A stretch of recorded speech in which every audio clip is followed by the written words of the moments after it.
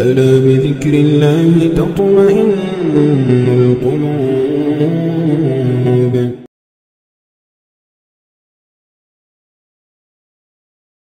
الحمد لله نحمده ونستعينه ونستغفره ونؤمن به ونتوكل عليه ونعوذ بالله من شرور أنفسنا ومن سيئات أعمالنا من يهده الله فلا مضل له ومن يضلله فلا هادي له ونشهد أن لا إله إلا الله وحده لا شريك له ونشهد أن سيدنا وسندنا وشفيعنا وحبيبنا ومولانا محمدا عبده ورسوله. أما بعد فأعوذ بالله السميع العليم من الشيطان الرجيم. بسم الله الرحمن الرحيم. ففروا إلى الله. صدق الله مولانا العظيم وصدق رسوله النبي الكريم وعلى آله وأصحابه وأزواجه وذرياته وأهل بيته أجمعين والحمد لله رب العالمين. مٹا دے اپنی ہستی کو، مٹا دے اپنی ہستی کو اگر کچھ مرتبہ چاہے، مٹا دے اپنی ہستی کو اگر کچھ مرتبہ چاہے، کہ دانہ خاک میں مل کر گلے گلزار ہوتا ہے. محترم حضرات، بزرگ اور بھائیوں، میں نے قرآن کریم کی ایک چھوٹی سی آیت تلاوت کی ہے جس میں اللہ تعالیٰ نے ارشاد فرمایا کہ فَفِرُّوا إِلَى اللَّهِ، دوڑو اللہ کی طرف. اب اللہ کی طرف دوڑنے کا کیا مطلب ہے؟ اللہ کی طرف دوڑنے کا مطلب ہے یہ کہ اللہ تعالیٰ نے جو حکم عطا فرمائے ہیں، جو ہمیں حکم دیے ہیں، اس پر ہم عمل کریں. ایک تو گناہ کرنا ہوتا ہے اور ایک نیک کام کرنا ہوتا ہے. گناہ کا گناہ الگ ہے، لیکن علماء کرام نے فرمایا کہ گناہ کرنے سے بھی بڑا گناہ ایک ہے، اور فرمایا کہ وہ 4 چیزیں ہیں جو گناہ کرنے سے بھی بڑی ہیں. تعجب ہوتا ہے کہ گناہ تو خود گناہ ہے، اس سے بڑی کیا گناہ ہو سکتا ہے؟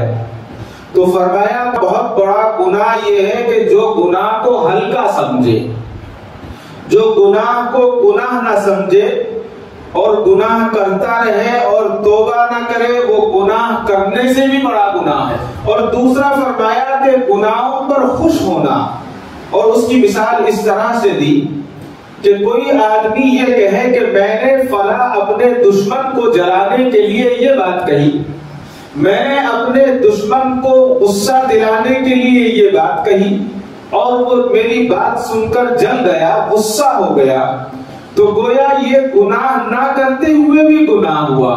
اس لیے کہ آپ نے ایک مومن کو خواہ غصے میں مبتلا کیا اور اس کو تکلیف پہنچائی. تکلیف اپنی جگہ ہے، لیکن اس تکلیف کے ساتھ ساتھ دوسری تکلیف آپ نے یہ دی کہ آپ اس کی تکلیف پر خوش ہو رہے ہیں. کسی کو میں تکلیف دوں اور وہ تکلیف میں مبتلا ہو، یہ تو الگ گناہ ہے، لیکن اس تکلیف پر خوش ہونا یہ اس سے بھی بڑا گناہ ہے.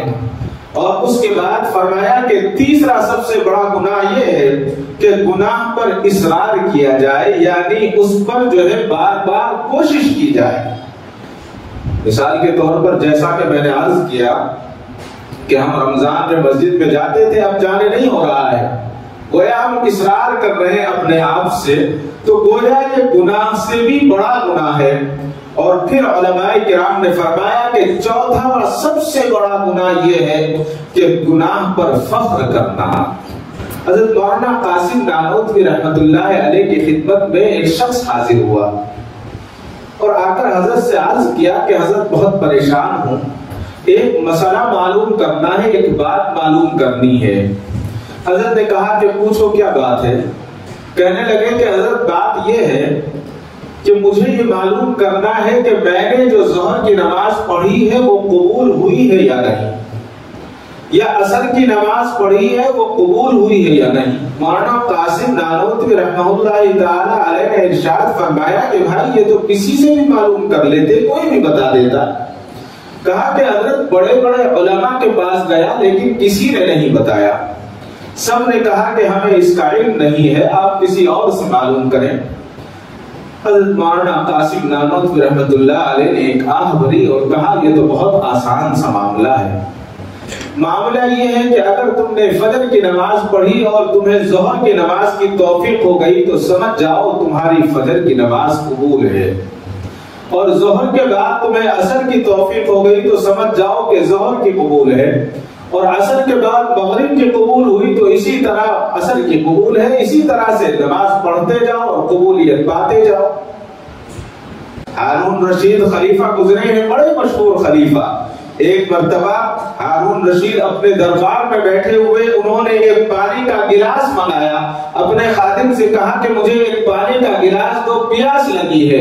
پانی آیا، جب پینے کے لیے منہ کے قریب لے گئے، حضرت ابن سماک رضی اللہ رحمت اللہ علیہ، حضرت ابن سماک رحمت اللہ علیہ وہاں موجود تھے، اور انہوں نے کہا کہ امیر المومنین رک جائیے، پانی مت پیجیے۔ کہا کہ مجھے پیاس لگی اور آپ پانی پینے سے روک رہے ہیں۔ کہا کہ ہاں آپ رک جائیں، ابھی پانی نہ پیئیں۔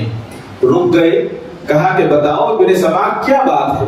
کہا کہ امیر المومنین اگر آپ کو پیاس لگی ہے اور آپ شدت پیاس میں مبتلا ہیں اور آپ کو یہ پانی پینے کے لیے نہ دیا جائے تو آپ اپنی حکومت کی کون سی چیز دیں گے؟ تو خلیفہ ہارون رشید نے کہا کہ میں اپنی آدھی سلطنت دے دوں گا اس ایک گلاس پانی پینے کے لیے۔ تو ابن سماک رحمت اللہ علیہ نے کہا کہ امیر المومنین آپ پانی پی لیجئے۔ پانی پی لیا۔ کہا کہ امیر المومنین ایک بات اور پوچھنا چاہتا ہوں، اگر یہ پانی آپ کا باہر نہ نکلے یعنی پیشاب بن کر نہ نکلے بلکہ پیشاب رک جائے آپ کا، تو آپ بتائیے اپنی سلطنت میں سے کیا دیں گے؟ کہا کہ آدھی سلطنت جو باقی ہے وہ دے دوں گا۔ تو حضرت ابن سماک رحمت اللہ علیہ نے فرمایا جو بادشاہ ایک گلاس پانی کو پینے کے لیے اور نکالنے کے لیے اپنی ساری سلطنت دے سکتا ہے تو اس بادشاہ کو حاصل کرنے کی کیا ضرورت ہے؟ اس کی کیا قیمت ہے؟ کوئی قیمت نہیں ہے، اس کی قیمت صرف ایک گلاس پانی ہے۔ تو مجھے اور آپ کو اللہ تعالیٰ نے کتنی نعمتوں سے نوازا، ہم اپنے آپ کو جانچیں اور دیکھیں۔ خلیفہ ہارون رشید ہی کے تعلق سے آتا ہے کہ ایک مرتبہ اپنے دربار سے نکلے، ہاتھی پر بیٹھے ہوئے چل رہے تھے، ہاتھی چلانے والا آگے بیٹھا ہوا تھا، بازار کے درمیان میں پہنچے تو ہاتھی رک گیا۔ خلیفہ ہارون رشید نے پوچھا کہ بھائی ہاتھی چلانے والے سے کہ کیا ہوا، آگے کیوں نہیں چلتے؟ درمیان بازار میں آپ نے ہاتھی کو کیوں روک دیا ہے؟ کہا کہ امیر المومنین بازار میں حضرت بہلول بیٹھے ہوئے ہیں، یہ اللہ کے ایک برگزیدہ بندے تھے، بہت اللہ کے ولی تھے۔ کہا کہ کیا ہوا؟ بہلول تو کبھی بازار میں نہیں آتے، بہلول تو باہر رہتے ہیں، جنگلوں میں رہتے ہیں، یہاں بازار میں بہلول کا کیا کام ہے؟ فوراً ہاتھی سے نیچے اتر گئے، اور جب حضرت بہلول کے قریب پہنچے تو دیکھتے کیا ہے کہ حضرت بہلول کے ہاتھ میں ایک چھوٹی سی کاڑی ہے، اس کاڑی سے ایسے نشان کھینچتے ہیں زمین کے اوپر اور پھر اس کو مٹا دیتے ہیں اور کہتے ہیں کہ نہیں کہتے ہیں اور مٹا دیتے ہیں۔ خلیفہ ہارون رشید نے پوچھا کہ حضرت بہلول بازار میں کیا بات ہے، آپ بازار میں کیسے تشریف فرما؟ کہا کہ ہارون رشید یہاں بیٹھا ہوا اللہ کے اور ان کے بندوں کی صلح کرا رہا ہوں، یعنی اللہ کے بندوں کو اللہ سے ملانے کی کوشش کر رہا ہوں۔ تو حضرت بہلول کی اس بات پر خلیفہ ہارون رشید نے پوچھا حضرت بہلول یہ بتائیے کہ پھر کیا ہوا؟ آپ اللہ کی اور بندوں کی صلح کرا رہے ہیں تو کیا کیسے صلح ہوئی؟ کہا کہ اللہ تو مان رہے ہیں، بندہ ماننے کو تیار نہیں ہے۔ اللہ تو مان رہے ہیں, اللہ تو کہہ رہے ہیں کہ ٹھیک ہے میرے بندے, آجا میں تیرے گناہوں کو معاف کر دوں گا, آجا تو میرے دربار میں تیری بات کو مان لوں گا, تیرے رزق کو بڑھا دوں گا. لیکن بندہ ماننے کے لیے تیار نہیں ہے. حضرت ہارون رشید چلے گئے. کچھ دنوں کے بعد ہارون رشید کا قبرستان کے پاس سے گزر ہوا. دیکھتے کیا ہے کہ حضرت بہلول قبرستان میں بیٹھے ہوئے ہیں.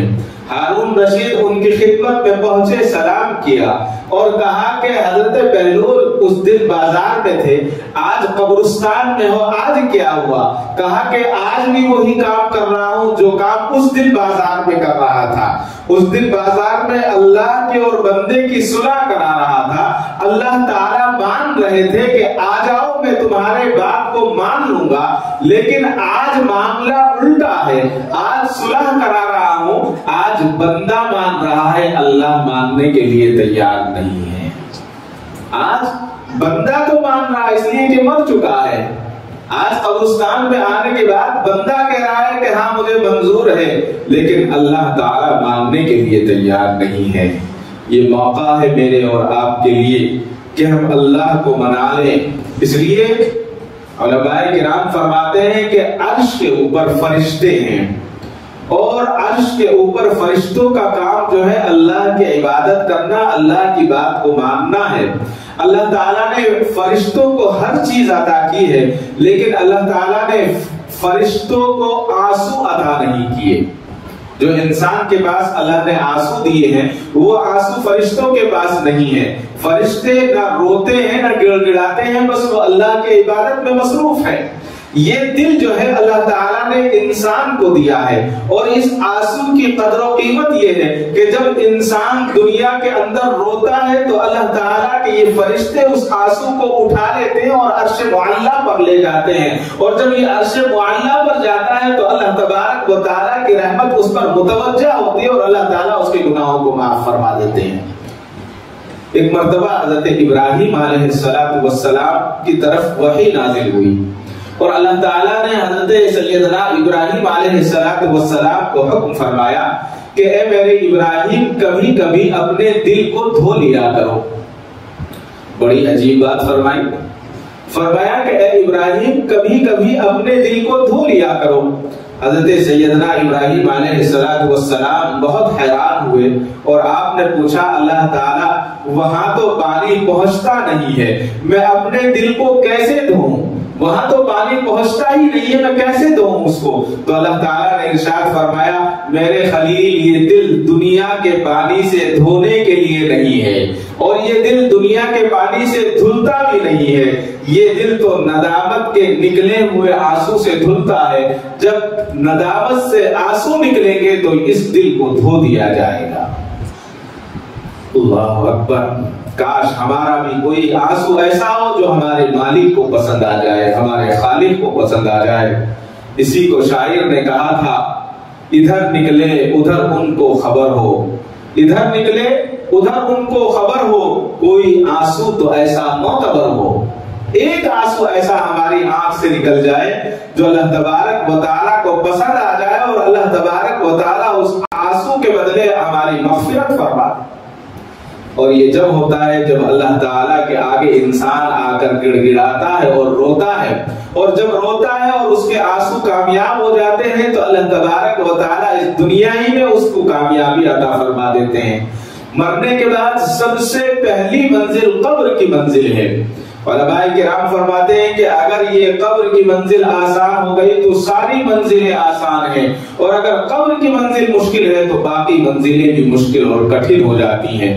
علامہ رافعی رحمت اللہ علیہ کتاب روض الریاحین میں لکھتے ہیں کہ ایک بہت بہترین نیک گورکن تھا جو قبریں کھودا کرتا تھا اور قبرستان کی دیکھ بھال کیا کرتا تھا. اس نے اپنے بیان میں بتایا کہ ایک مرتبہ میں قبر کھود رہا تھا تو کچی اینٹیں لگی ہوئی تھی, اینٹیں گر گئی. اینٹیں گرنے کے بعد میری برابر میں جو نگاہ پڑی میں نہایت پریشان ہو گیا, اور میں نے دیکھا کہ برابر کی قبر میں ایک شخص تخت پر بیٹھا ہوا ہے.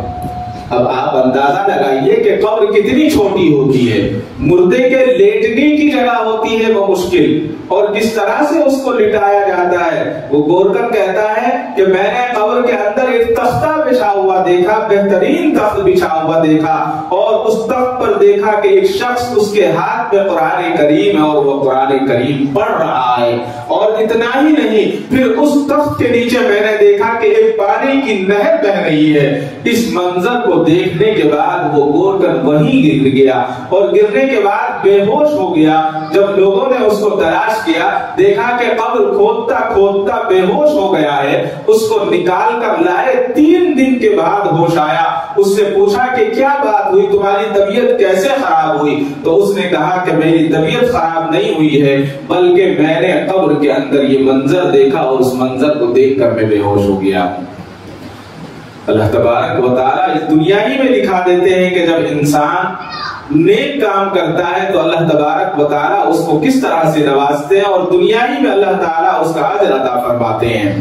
حضرت امام مالک بن دینار رحمت اللہ علیہ مشہور بزرگوں میں گزرے ہیں۔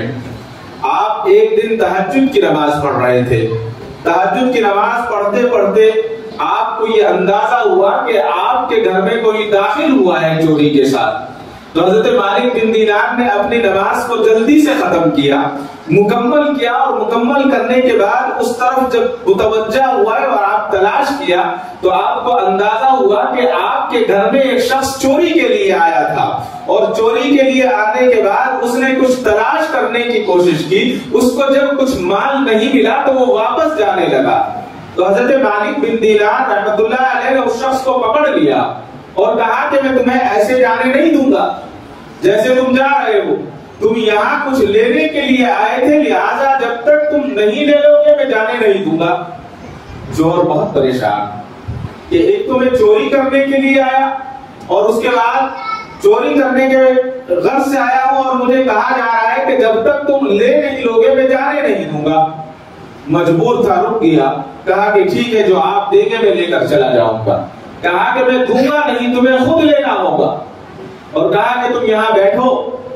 حضرت مالک بن دینار نے اس کو بٹھایا، اور بٹھانے کے بعد اندر گئے اور پانی کا ایک برتن لے کر آئے، اور اس کو اپنے دست مبارک سے وضو کرایا، اور وضو کرانے کے بعد کہا کہ کھڑے ہو جاؤ، یہاں نماز پڑھو، نماز پڑھو، نماز پڑھنے کے بعد یہاں سے جاؤ، ایسے نہیں جا سکتے۔ شخص نے نماز کے لیے نیت باندھ لی، کہا کہ 2 رکعت پڑھوں گا۔ کہا کہ ٹھیک ہے تم 2 رکعت پڑھو، لیکن 2 رکعت کے بعد چلے جانا۔ جب 2 رکعت پڑھ لی، اس نے کہا کہ میں 2 رکعت اور پڑھوں گا، تو 2 رکعت اور پڑھی، پھر کہا کہ میں اور نماز پڑھنا چاہتا ہوں۔ تو حضرت مالک بن دینار نے کہا کہ اور پڑھ لو۔ وہ کھڑا کھڑا پڑھتا رہا، تہجد کا وقت ختم ہو گیا اور فجر کا وقت شروع ہو گیا۔ تو اس نے حضرت مالک بن دینار سے کہا کہ حضرت میں نے تہجد کے بعد روزے کی نیت کر لی ہے، اب میں روزہ بھی رکھوں گا، اب آپ سے گزارش یہ ہے کہ مجھے ایک دن آپ اپنا مہمان بنا لیں، میں ایک دن آپ کے گھر رہنا چاہتا ہوں، یہیں پر عبادت کرنا چاہتا ہوں۔ حضرت مالک بن دینار نے کہا اس سے اچھی بات کیا ہے، بہت اچھی بات۔ پورا دن وہ نماز پڑھتا رہا، عبادات کرتا رہا، تلاوت کرتا رہا، رات ہوئی پھر عبادت میں مشغول۔ اسی طرح سے روایت میں لکھا ہے کہ 3 دن تک وہ وہاں رہا، اور 3 دن کے بعد اس نے کہا کہ مالک بن دینار میں نے اللہ سے توبہ کر لی ہے، میں نے اللہ سے توبہ کر لی ہے، بس میں اب آپ سے اجازت چاہتا ہوں، آپ مجھے اجازت دے دیں، میں اپنے گھر چلا جاؤں۔ حضرت مالک بن دینار نے کہا کہ ٹھیک ہے اب آپ چلے جاؤ، اور آپ نے نیت کی توبہ بھی کر لی ہے، اس سے بہتر کیا ہے۔ گھر سے نکلا، گھر سے ابھی باہر کچھ فاصلے پر گیا ہی تھا کہ ایک پرانا ساتھی جو چوری میں مبتلا تھا وہ مل گیا۔ کہا کہ کئی دن سے نظر نہیں آئے، کیا کچھ مال زیادہ مل گیا تھا جس کی وجہ سے گھر سے نہیں نکلے، یا کہیں دور چلے گئے تھے؟ اس نے کہا کہ نہیں، ایسا نہیں ہے، میں چوری کرنے کے لیے مالک بن دینار کے گھر گیا تھا۔ کہا کہ کیا ملا؟ کہا کہ چوری کرنے تو میں گیا تھا، لیکن مالک بن دینار نے مجھے چوری کر لیا، مالک بن دینار نے مجھے چوری کر لیا۔ کہا کیسے چوری کیا؟ کہا کہ یہ واقعہ ہوا۔ تو اس شخص نے اپنی گردن جھکا دی، کہا کہ کتنے خوش نصیب ہو کہ اللہ تبارک و تعالی نے تمہاری پیشانی کو اپنی چوکھٹ پر قبول کر لیا۔ یہ ایک عام طور کے نظریات تھے اور اس کے دل کے جذبات اور احساسات تھے کہ جب انسان اللہ سے مانتا ہے اور اللہ تبارک و تعالیٰ سے گڑ گڑاتا ہے اور اللہ تبارک و تعالیٰ سے توجہ چاہتا ہے تو اللہ تبارک و تعالیٰ اس طرح سے قبول کرتے ہیں.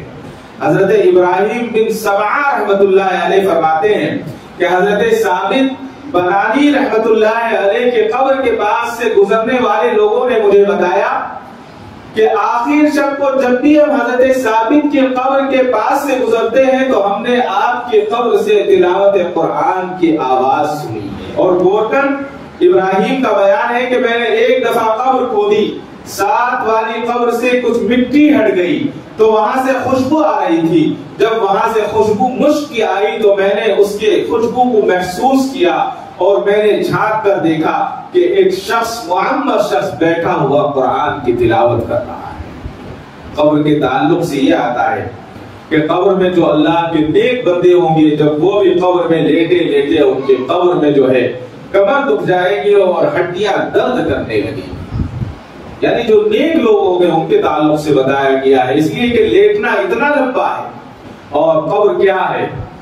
حضرت عیسیٰ علیہ السلام قبر کے قریب سے گزرے تو آواز دی قبر والے کو، اے قبر والے اللہ کے حکم سے اٹھو. تو ایک شخص قبر سے نکلا اور کہا اے روح اللہ، اے اللہ کے نبی، آپ کو مجھ سے کیا کام آ گیا ہے جو آپ نے مجھے آواز دی؟ میں تو 70 سال سے حساب دینے میں پھنسا ہوا ہوں. اللہ اکبر. وہ شخص قبر سے نکل کے کہتا ہے اے عیسیٰ، اے اللہ کے روح اللہ، اے اللہ کے نبی، آپ کو مجھ سے کیا کام پڑ گیا ہے کہ آپ نے مجھے آواز دے دی ہے؟ میں تو 70 سال سے حساب دینے میں پھنسا ہوا ہوں. ابھی آواز آئی کہ روح اللہ کی آواز کا جواب دو تو لہٰذا میں آپ کی جواب پر آواز دے کر آ گیا ہوں. فرمائیے کیا کام ہے؟ آپ علیہ السلام نے فرمایا 70 سال سے حساب دے رہے ہو، یقیناً تمہارے گناہ اور نافرمانیاں بہت ہوں گی، بتاؤ تم کیا کیا کرتے تھے؟ جب 70 سال سے حساب دے رہے ہو تو کچھ گناہ بھی تو زیادہ ہوں گے. تو اس شخص نے کہا کہ ایسا نہیں ہے، اے اللہ کے نبی، میں اپنے سر پر لکڑیاں لے جانے کا کام کر کے حلال کھاتا تھا اور حلال کماتا تھا، اور 70 سال سے حساب دینے پر لگا ہوا ہوں، اور میں صدقہ بھی کیا کرتا تھا، یہ بتایا. اور اس نے کہا کہ اللہ نے مجھے یہ کہہ کر پکڑ لیا کہ تم نے ایک مرتبہ میرے ایک بندے کی لکڑیاں اٹھائی اور تم نے اس لکڑیوں کا سر پر رکھا اور تمہارے دانت میں کچھ اٹکا ہوا تھا، تو اس لکڑیوں کے اندر سے تم نے ایک لکڑی کو توڑا اور لکڑی کو توڑ کر اپنے دانت میں اس کو خلال کیا، اور خلال کرنے کے بعد اس خلال کو واپس اس لکڑی میں نہیں رکھا بلکہ اس کو پھینک دیا. لہذا تم نے اس کے ساتھ خیانت کی ہے. اس خیانت پر میں تمہیں دیکھ رہا تھا اور اس خیانت پر میری پکڑ کر لی گئی اور اس کا حساب 70 سال سے لیا. بتائیے آج ہم دن بھر میں کتنی خیانتیں کرتے ہیں، پورا دن ہمارا کیسا گزر جاتا ہے. حضرت عبداللہ بن رواحہ رضی اللہ تعالیٰ نے ایک بڑی اچھی مثال دی. آپ نے فرمایا کہ اگر خوبصورت سانپ ہو، بہترین نسل کا سانپ ہو اور کتنا بھی خوبصورت ہو، سانپ کے پاس اگر اس کو چھوڑ دیا جائے، اس کی خوبصورتی کی ہم تعریف ضرور کریں گے، لیکن وہ عقل مند نہیں ہوگا جو اس کو ہاتھ میں پکڑے. اس لیے کہ وہ ہاتھ میں نہیں پکڑے گا، اس کی خوبصورتی کو جانتے ہوئے بھی ہم اس سے دور رہیں گے. اس لیے دور رہیں گے کہ ہمیں معلوم ہے کہ اگر اس سانپ نے کاٹ لیا تو ہماری زندگی کا خاتمہ ہو جائے گا اور زندگی تمام ہو جائے گی. تو آپ نے فرمایا بالکل دنیا اسی طرح سے ہے. یہ دنیا ایک خوبصورت سانپ ہے، اگر ہم اس دنیا کے چنگل میں پھنس گئے تو یہ دنیا ہمیں بخشنے والی نہیں ہے. یہ دنیا کسی نہ کسی اسباب سے ہمارا خاتمہ کر دے گی اور اسی خاتمے کے تعلق سے حضرت اماں عائشہ نے فرمایا کہ جو بندہ یہ چاہتا ہے کہ مخلوق کو راضی کرے اور وہ دنیا میں مبتلا ہو جاتا ہے اور سوچتا ہے کہ میں مخلوق کو راضی کروں، لیکن یہ مخلوق ایسی ہے کہ کبھی اس سے راضی نہیں ہوتی، یاد رکھیں حضرت اماں عائشہ نے فرمایا کہ انسان چاہتا ہے کہ مخلوق کو راضی کرے تو اس کو چاہیے کہ وہ اللہ کو راضی کر لے، مخلوق خود راضی ہو جائے۔ اللہ تبارک و تعالی مجھے اور آپ کو کہنے سننے سے زیادہ عمل کی توفیق عطا فرمائے۔ وآخر دعوانا الحمدللہ رب العالمین۔ کعبے پہ پڑی جب پہلی نظر، کیا چیز ہے دنیا بھول گیا، کیا چیز ہے دنیا بھول گیا۔